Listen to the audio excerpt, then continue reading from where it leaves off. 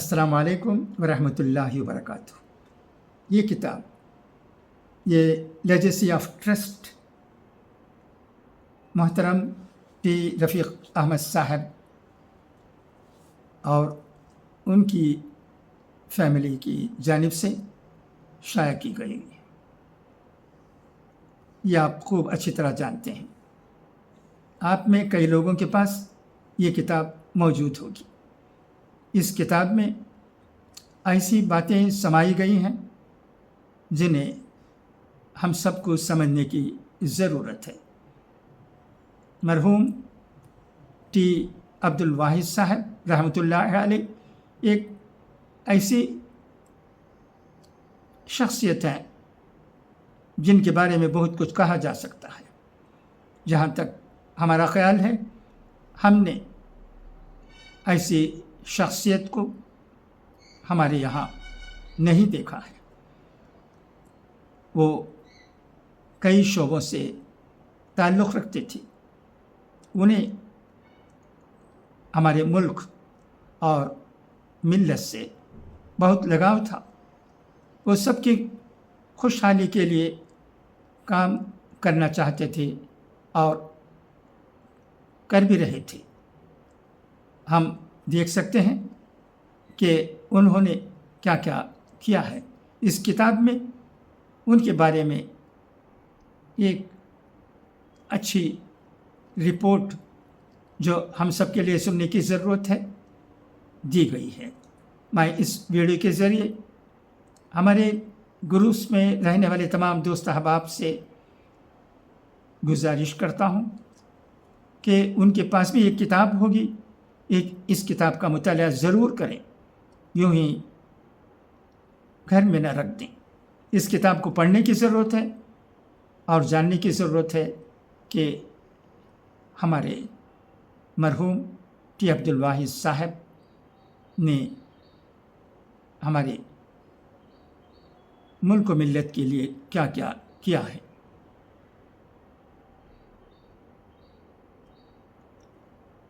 इसके अलावा इस वीडियो के ज़रिए मैं मोहतरम टी रफ़ीक़ अहमद साहब और उनकी फैमिली का भी शुक्रिया अदा करना चाहता हूँ कि ये किताब हमारे पास मौजूद है। हम सबको हमारे बड़ों की कदर करने की ज़रूरत है और जहाँ तक हो सके उनकी बातों पर अमल करने की भी ज़रूरत है। इसी तरह हमारी कौम आगे बढ़ सकती है और हमारे कौम का भी और हमारे मुल्क का भी फ़ायदा हो सकता है।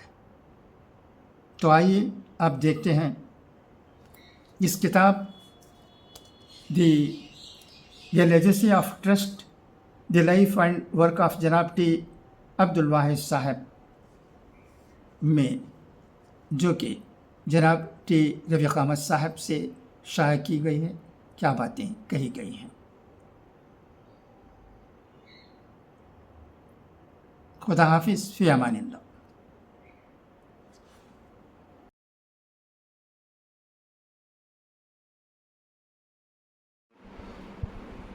अस्सलामु अलैकुम। ये legacy of trust, the life and work of जनाब टी अब्दुल वाहिद साहब बाय टी रफ़ीक़ अहमद। ये legacy of trust records the life and work of जनाब टी अब्दुल वाहिद साहब 1910 to 1998, tracing a journey shaped not by public display but by discipline, continuity and institutional responsibility. From the early formation of a leather enterprise in Ambur to leadership roles in industry bodies, parliament and major educational and charitable institutions, Wahid Sahib's work unfolded through steady preparation rather than sudden expansion. His approach emphasized structure over scale, governance over personality, and long-term stability over immediate gain, drawing on family records, institutional archives, and first-hand recollection. This biography places individual achievement within wider social, industrial, and civic frameworks. It examines the building of enterprises designed to function beyond personal presence, the strengthening of minority institutions through financial foresight, and a model of public responsibility exercised without rhetoric. This is not a commemorative account, but a documented record of a life organized around us in systems, in people, and in continuity, prepared in advance.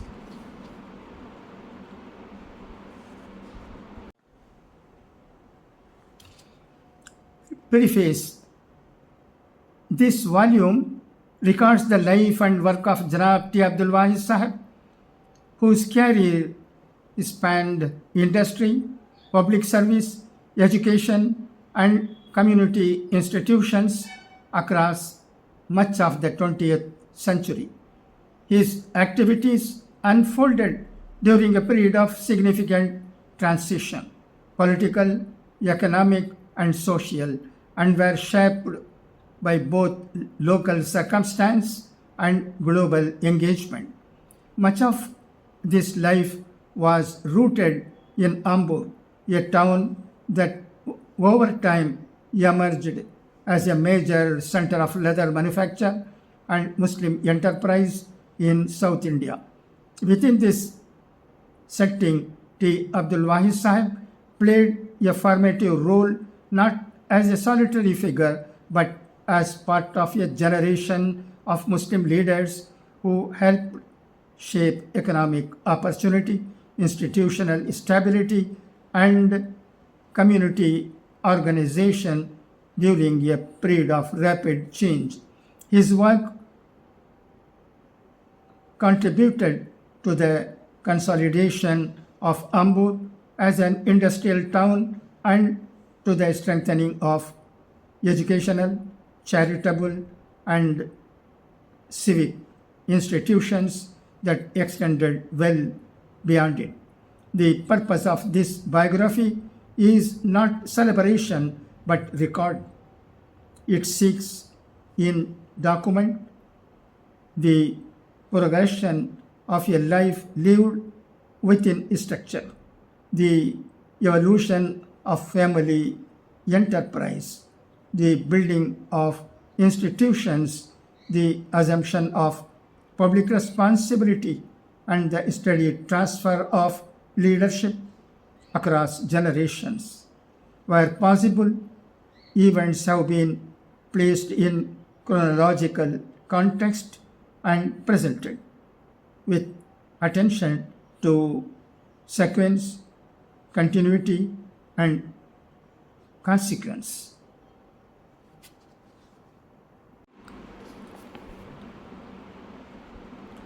The narrative draws primarily from contemporaneous records, family archives, institutional documents, and recollections preserved in source notes prepared over time. Care has been taken to distinguish between direct involvement, supervisory responsibility, and associative presence, particularly in matters relating to business, education, and public life. This is not a memoir nor an interpretative study. Personal reflections are limited to instances where they illuminate decisions, transitions, or institutional outcomes. The emphasis remains on actions taken, structures created, and responsibilities carried, rather than on character assessment or retrospective judgment. The chapters are organized thematically and chronologically, moving from early foundations through periods of expansion, challenge, and consolidation before concluding with reflections on legacy and continuity. Together, they aim to present a coherent account of a life shaped by duty, restraint, and sustained engagement. It is hoped that this work will serve both as a historical record for future generations of the family and as a reference for those interested in the development of enterprise, institutions, and community leadership during a formative period in modern Indian history.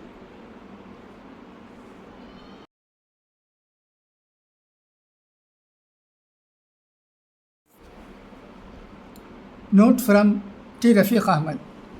This book was not conceived as a personal tribute, not as an exercise in recollection. It arose from a growing recognition that the life and work of Janab T. Abdul Wahid Sahib had become deeply interwoven with institutions, enterprises, and community structures whose histories were no longer preserved in a single coherent record. Over several decades, my father was involved simultaneously in industry, education, social organizations, and public life, most often without emphasis on personal recognition. Many of the institutions he helped establish, guide, or stabilize continued to function quietly, governed by systems rather than personality. As time passed, it became evident that much of this work survived only in fragments remembered by individuals, recorded in minutes or correspondence, or referred to without context. The purpose of this volume is to place on record the life and work of T. Abdul Wahid Sahib by setting events in sequence, roles in perspective, and decisions in context. It draws upon family records, institutional archives, and personal recollections of colleagues, associates, and contemporaries. Wherever possible, interpretation has been restrained in favor of chronology, structure, and continuity, allowing actions and outcomes to speak for themselves.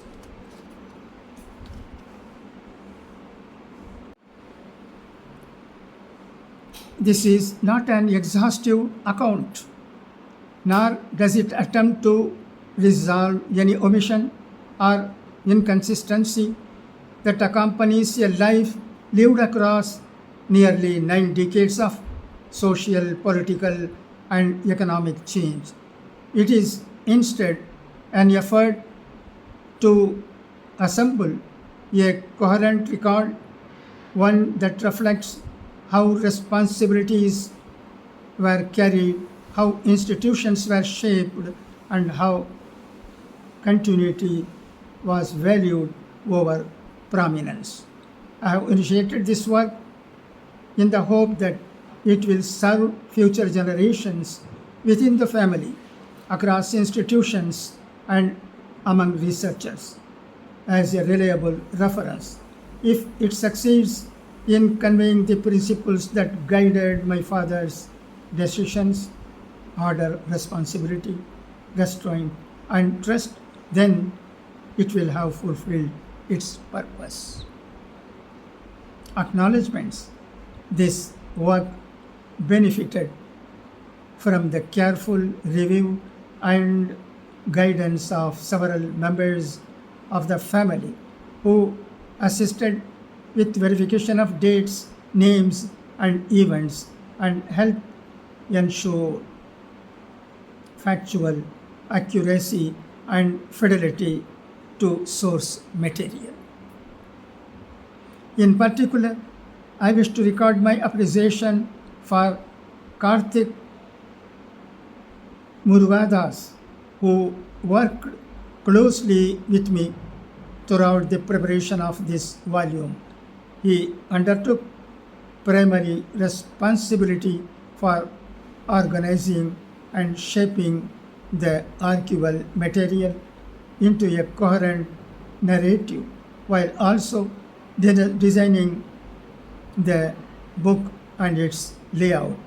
His attention to structure, clarity, and visual coherence was central to the completion of this work. I am also grateful to H.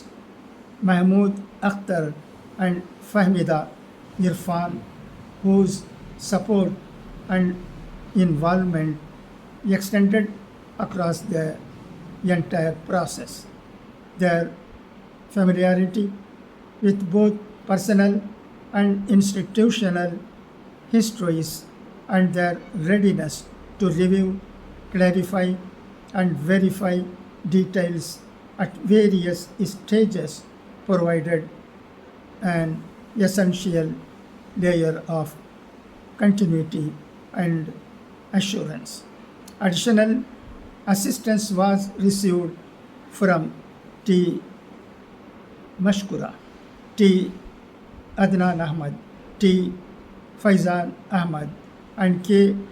Shahid Mansoor, who contributed as part of the family's broader review effort. Their participation helped strengthen the overall reliability of the record. The collective cooperation and support of the family made it possible to preserve, organize, and present this material with care and integrity, and are gratefully acknowledged. Every effort has been made to ensure the accuracy of the material presented. Any errors or omissions are unintentional. T. Rafiq Ahmad, Chennai.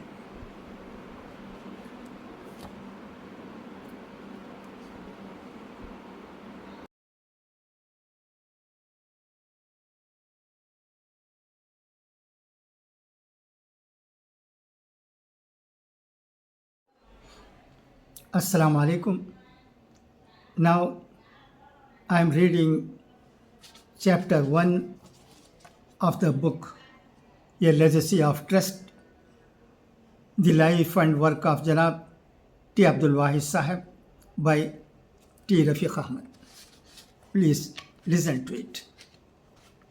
This chapter is really very interesting.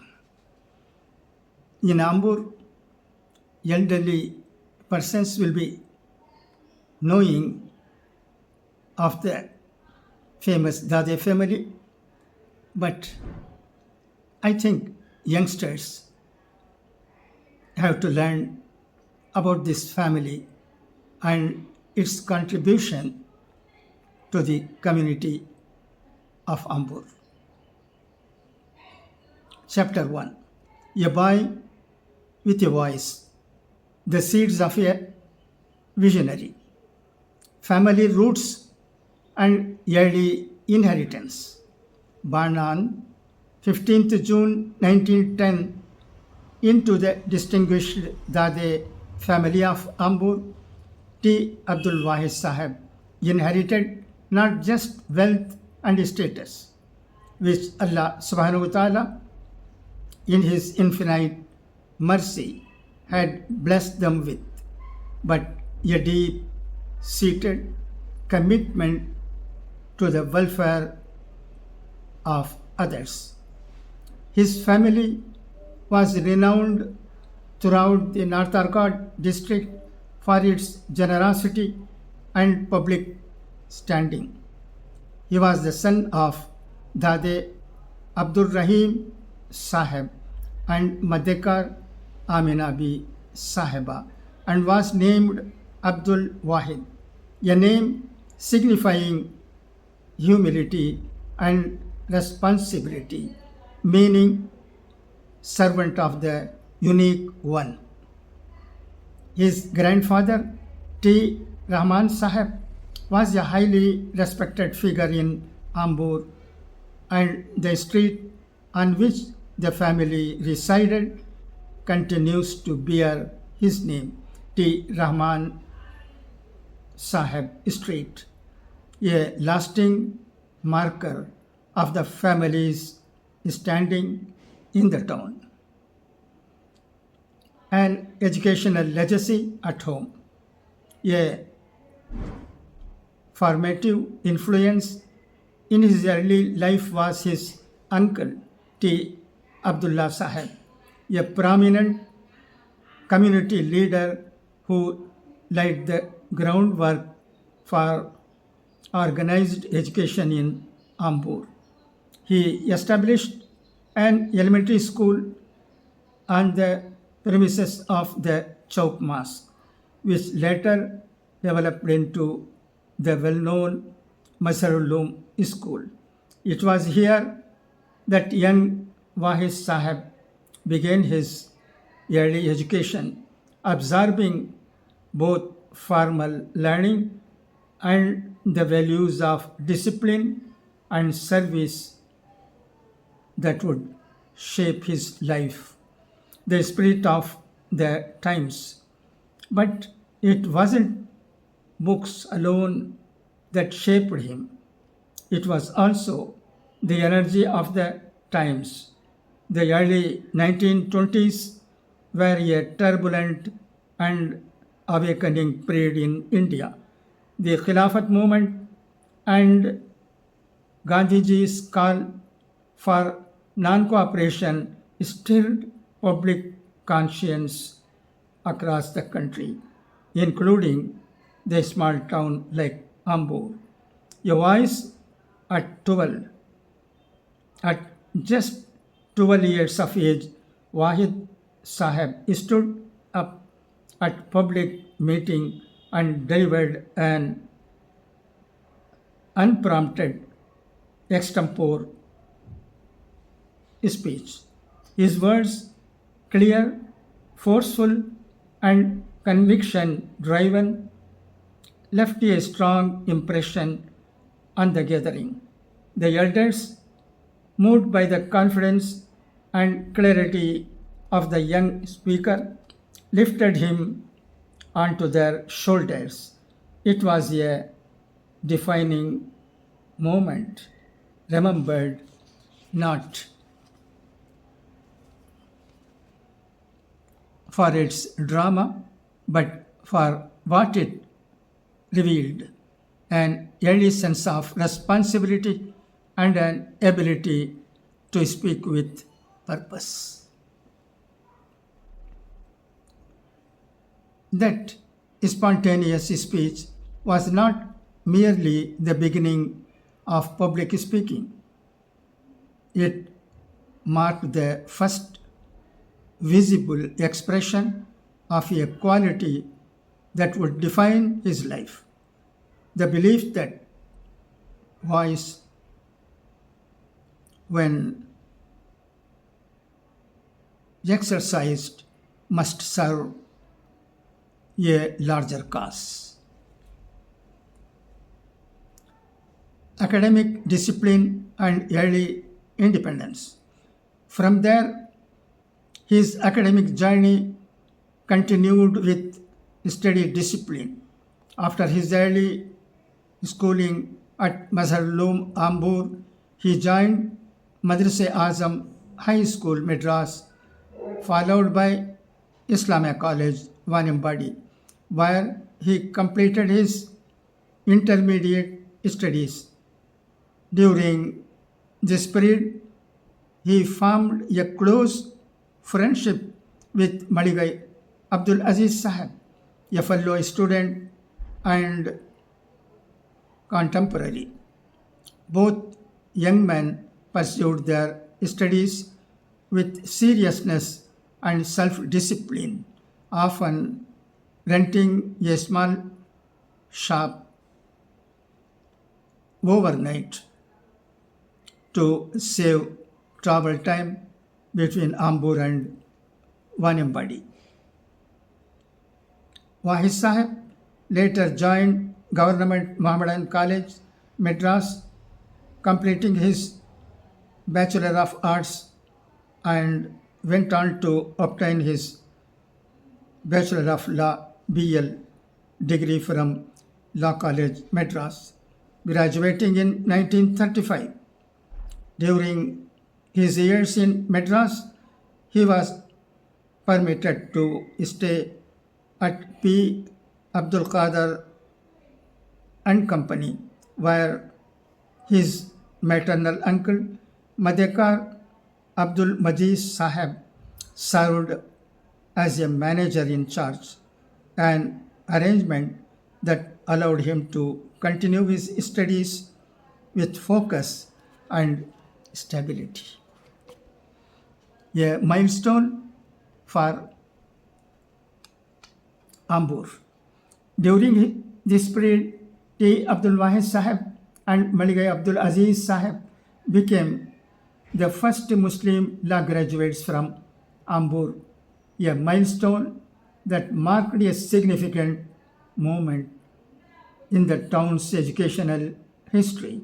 They regarded the achievement not as personal distinction, but as a responsibility to demonstrate the possibilities of education could open for future generations. Maligai Abdul Aziz Sahib later went on to become a distinguished judge. The emergence of purpose. But what ultimately set Wahid Sahib apart, even in these early years, was not the institutions he studied in, it was the ideals he carried. He believed education was not merely a means of personal advancement, but a tool to serve society, particularly the underprivileged. That conviction would guide every chapter of his life, from public service and industry to education, philanthropy, and institution building. This chapter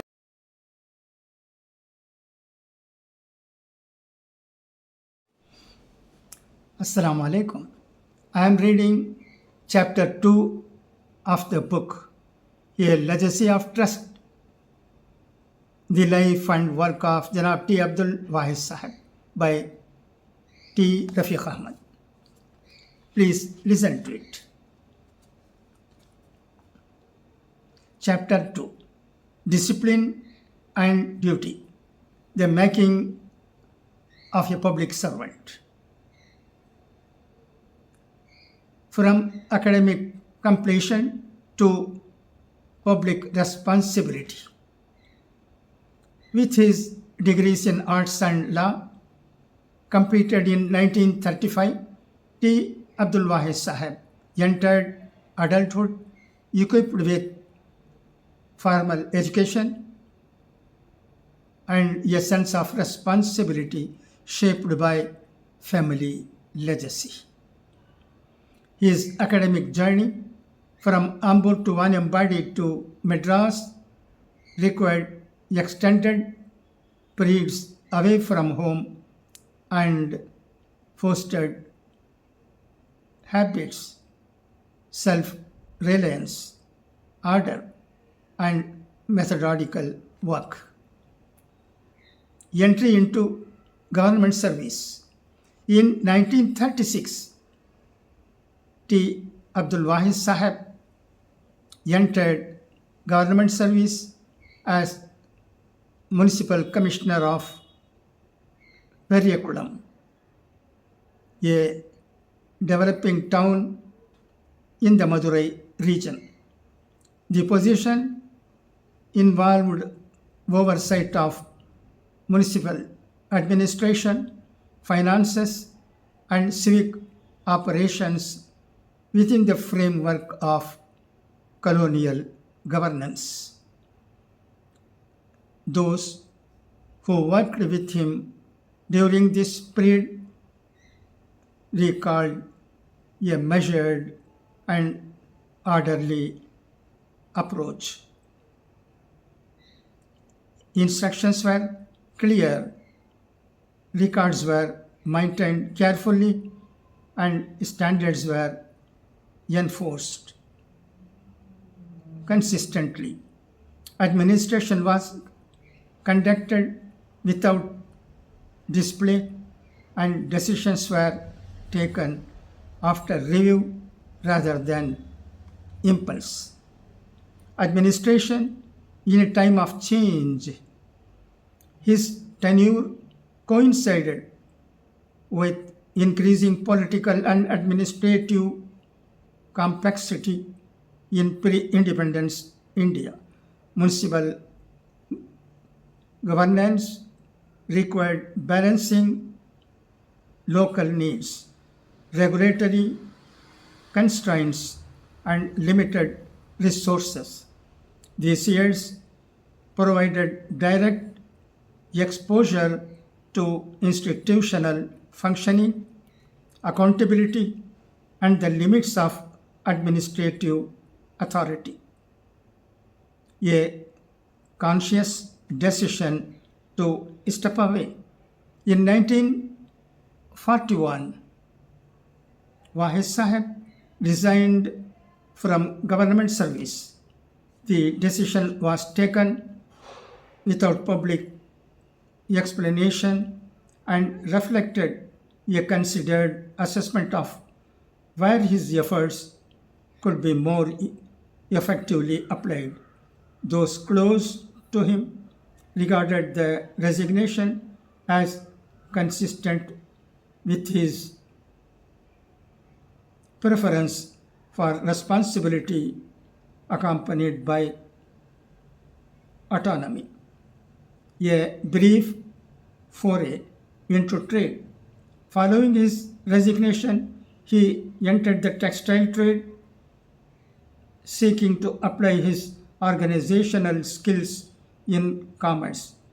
This venture, however, coincided with wartime price controls, which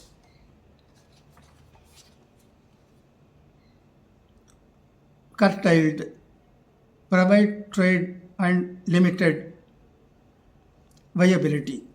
He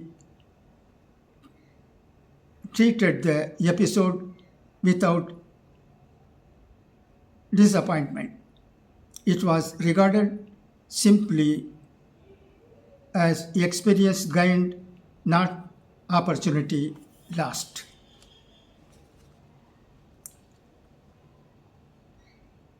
Entry into the leather sector. By 1945, circumstances and opportunity led him towards the leather industry, a sector of deep relevance to South India and one closely tied to export trade.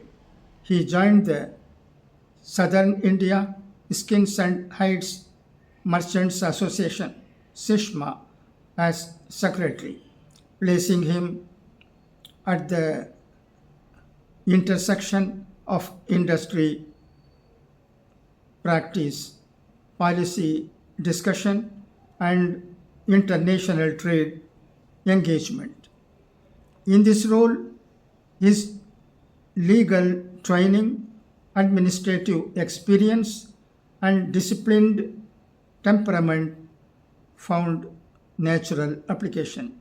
His representations were clear, factual, and precise, and his work earned the confidence of both industry participants and officials. Direction established. This period marked a shift from public administration to industry engagement. The experience gained through government service, trade exposure, and institutional work provided a foundation for subsequent enterprise building. Here, leadership was no longer a spark, it was becoming a path.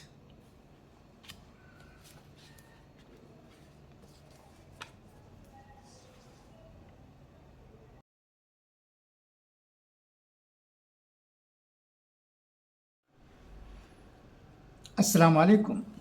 Now I am reading chapter 3 of the book, A Legacy of Trust, the Life and Work of Janab T. Abdul Wahid Sahib by T. Rafiq Ahmad. Please listen to it. This is an important chapter. Chapter 3, Building an Industry, the birth of T. Abdul Wahid and Company. From representation to industry insight, 1945 to 1947. By the mid-1940s, following experience in public administration and exposure to the challenges faced by local industries, T. Abdul Wahid Sahib entered the leather sector, a field of both economic importance and regional relevance. His appointment in 1945 as Secretary of the SISHMA placed him at the center of trade representation, policy dialogue, and export regulation. In this role, he traveled frequently to Delhi, advocating for South Indian tanners on issues relating to pricing, exports, and finished leather production. Government policy, even before independence, had consistently encouraged the Indian tanners to move beyond raw and semi-processed hides towards finished leather exports, but the technical and infrastructural gaps remained significant. Wahid Sahib's position gave him direct exposure to both the limitations of Indian production and the expectations of international markets. To address these gaps, the Government of India organized a major overseas delegation in 1947, headed by Janab Jamal Mohiuddin Sahib of Trichy, a respected industry leader.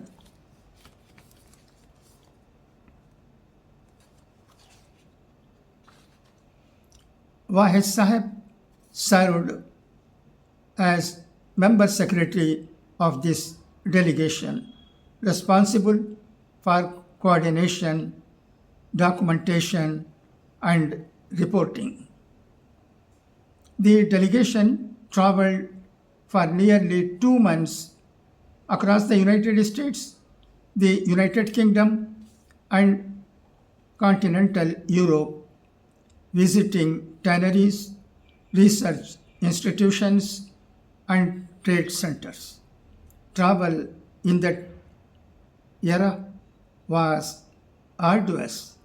Long sea voyages abroad, luxury liners such as the RMS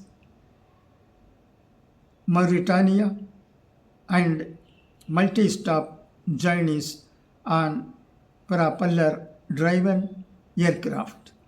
Communication with India relied on express telegrams that took up to a day to arrive. In a letter dated 18th November 1947, written from London to his cousin M. Khalilullah Sahib, Wahid Sahib described the journey from New York by ship, the delegation's movements across Europe, and their scheduled return to India by mid-December. The correspondence recorded observations and movements rather than personal impressions.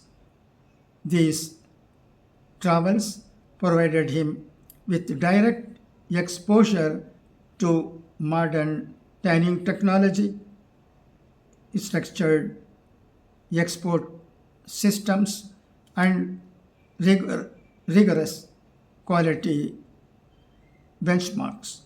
The delegation returned to India around December 1947, having completed what was then one of the most comprehensive international studies of the leather industry undertaken by Indian representatives. A shift from advocacy to action. 1949. The insights gained during the delegation marked a turning point. Wahid Sahib recognized that representation alone could not bridge the gap between Indian capability and global standards. Shortly thereafter, in 1949, while still active within industry circles, he met Harold Gilley of the Gilley Tanning Company, Boston.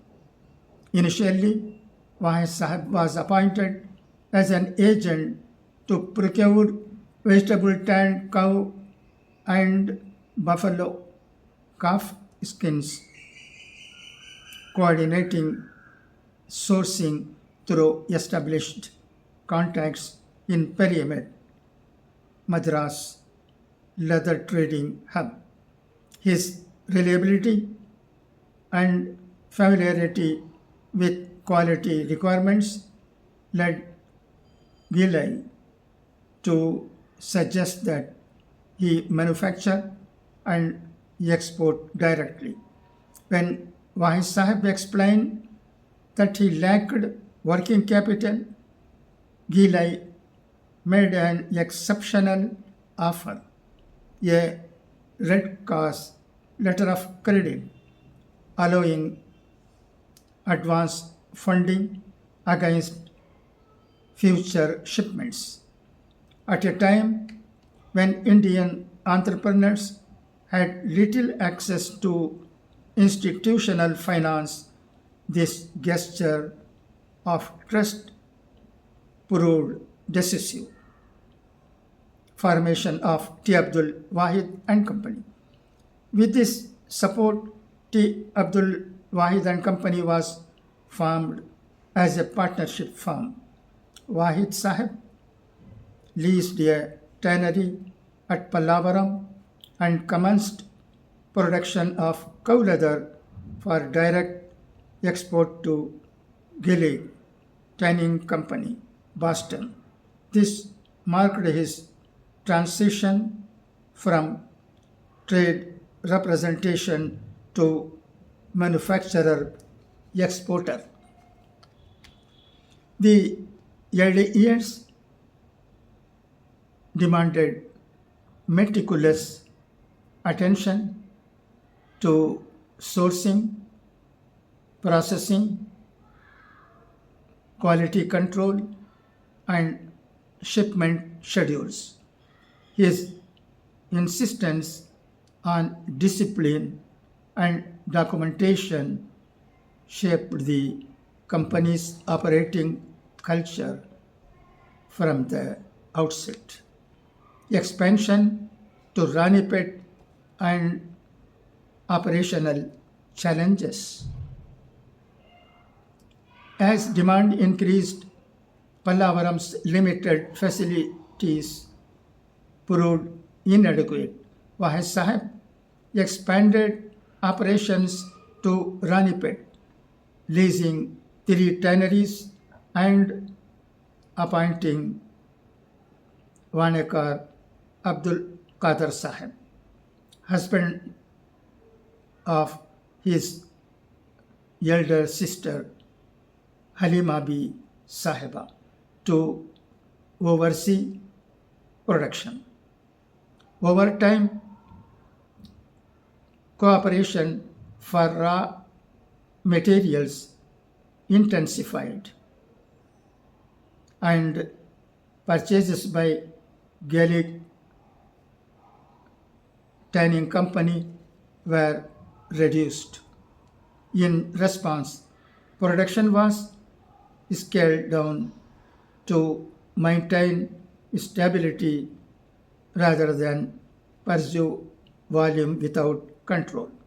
During this phase, Wahid Sahib established his first office at number 3 Muthugramani Street, Pyramid, Madras, strengthening coordination with traders, buyers, and shipping agents. As administrative requirements increased, family members joined the enterprise. His elder brother, T. Abdul Razzaq Sahib, his nephew, T. Nisar Ahmad Sahib, and later K. Muhammad Kamaluddin Sahib, who served as export manager, became involved in supporting operations. Their association marked a transition from individual enterprise to a more structural organization. Looking beyond volume, they turned toward Ambur. The operational constraints highlighted the need for greater control over production conditions. Ambur, his hometown, offered access to good water, skilled labor, and established trade networks. The shift toward Ambur would provide the basis for a more integrated and scalable operation.